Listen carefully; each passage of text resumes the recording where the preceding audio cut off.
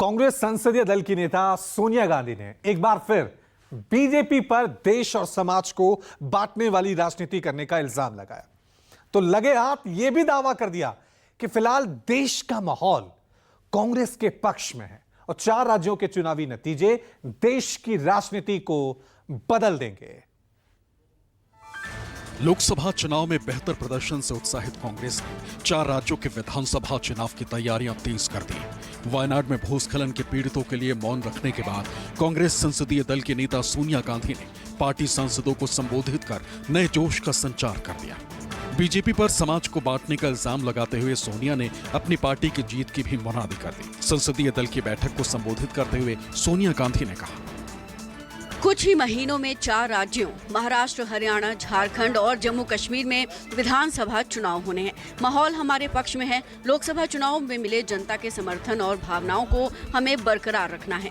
हमें आत्मसंतुष्ट और अति आत्मविश्वासी नहीं बनना चाहिए। मैं ये कह सकती हूँ कि यदि हम लोकसभा चुनाव की तरह ही 4 राज्यों के विधानसभा चुनाव में भी अच्छा प्रदर्शन करते हैं तो राष्ट्रीय राजनीति में भी बड़ा बदलाव आएगा।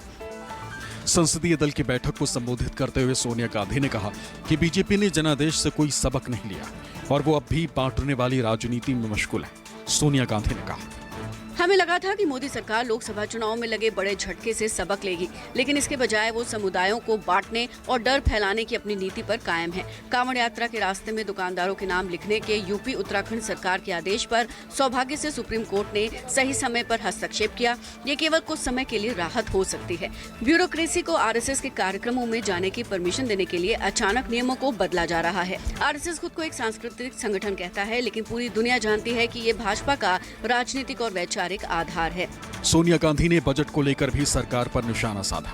इस इल्जाम के साथ कि सरकार ने महंगाई और बेरोजगारी की समस्या को नजरअंदाज कर दिया। सोनिया गांधी ने कहा, बजट में किसानों और युवाओं की मांगों को नजरअंदाज कर दिया गया। कई महत्वपूर्ण सेक्टर के साथ बजट आवंटन में न्याय नहीं किया गया है। लोगों में निराशा है। केंद्र सरकार आत्मभ्रम में है। देश भर में करोड़ों परिवार बढ़ती बेरोजगारी और महंगाई से तबाह हो रहे हैं। सोनिया ने न सिर्फ सांसदों से चुनावी तैयारी का आह्वान किया, बल्कि कांग्रेसियों से ये भी कह दिया कि वो संसद में भी मुस्तैद रहे। मैडम ने जो बोला है वो ठीक है और उनको अभी भी वो सबक नहीं सीखेंगे कि अभी उनको अब मोदी सरकार गई है, एनडीए सरकार है, अभी भी वो एनडीए सरकार जाने तक यही बोलेंगे और जनता उनको बराबर सबक सिखाएंगे हर जगह। और अब बोलने का तो कम करना चाहिए। ये सेंसस जो है ये एक इम्पॉर्टेंट टूल है जहाँ पे जो वेलफेयर स्कीम्स लागू होती हैं वो उसके अनुसार दी जाती है। अब ये जो डी रिजर्वेशन की बात हो रही है जो पार्लियामेंट को लेकर है, उसको भी सेंसस ही निर्णय लेगा, पर सेंसस आप होने ही नहीं दे रहे हैं। और सेंसस के साथ साथ अगर कास्ट के आधार पे सेंसस हो जाए तो ये भी पता चल जाए कौन सा वर्ग है जो पिछड़ा रह गया है, कौन सा वर्ग है जिसको और सहायता की जरूरत है, कौन सा वर्ग है जहाँ पे हम थोड़ा और फंड एलोकेशन कर सकते हैं। सोनिया गांधी के आह्वान का असर संसद में भी दिख गया। कांग्रेसियों ने केरल के वायनाड में भूस्खलन से हुई मौतों का मुद्दा उठाया, लेकिन बीजेपी सांसद तेजस्वी सूर्या ने त्रासदी के लिए भी केरल को जिम्मेदार ठहरा दिया और सदन में हंगामा हो गया।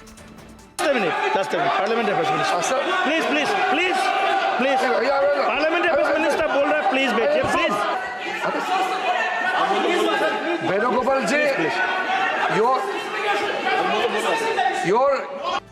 नेता विपक्ष राहुल गांधी ने भी वायनाड के भूस्खलन को त्रासदी बताया, सेना की तारीफ की और केंद्र सरकार से हर संभव मदद की गुहार लगाई।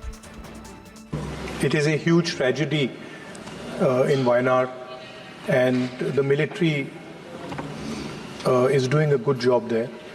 I think it's very important that we support the people of Wayanad, that we give them as much support as is possible, and I'd request the government to help the people of Wayanad in this difficult time. I think this is the second time this tragedy has taken place. This took place 5 years ago, and it is quite clear that this area has an ecological issue, so this should be looked into, and whatever high-tech solution can be brought forward, that would be good.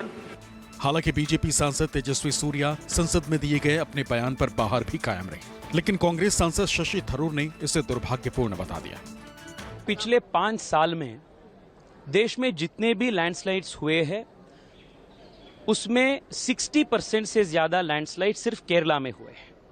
हर साल केरला में landslides होता है, हर साल आम जनता की मृत्यु होती है, कुछ दिन के लिए चर्चा होते हैं पर उसके बाद कुछ कार्रवाई नहीं होता है, लॉन्ग टर्म सॉल्यूशंस नहीं होता है। आज सदन में इस इश्यू को हमने उठाए थे और हमने पूछे कि वहां के सरकार बार बार अलग अलग एजेंसीज, अलग अलग केंद्रीय सरकार के संस्थाएं वार्निंग्स देने के बाद भी क्यों इसके ऊपर ये कार्रवाई नहीं करते हैं। First of all, it's very unfortunate when somebody who's speaking in Parliament should needlessly politicize a humanitarian crisis. Right now, we're looking at a significant number of deaths, likely that more than 200 lives will be lost by the time this process is over. Kerala के वायनाड में भूस्खलन से मरने वालों की तादाद 150 से ज्यादा हो चुकी और गुरुवार को राहुल गांधी भी बहन प्रियंका गांधी के साथ वायनाड पहुंच रहे हैं। Bureau report, news 24।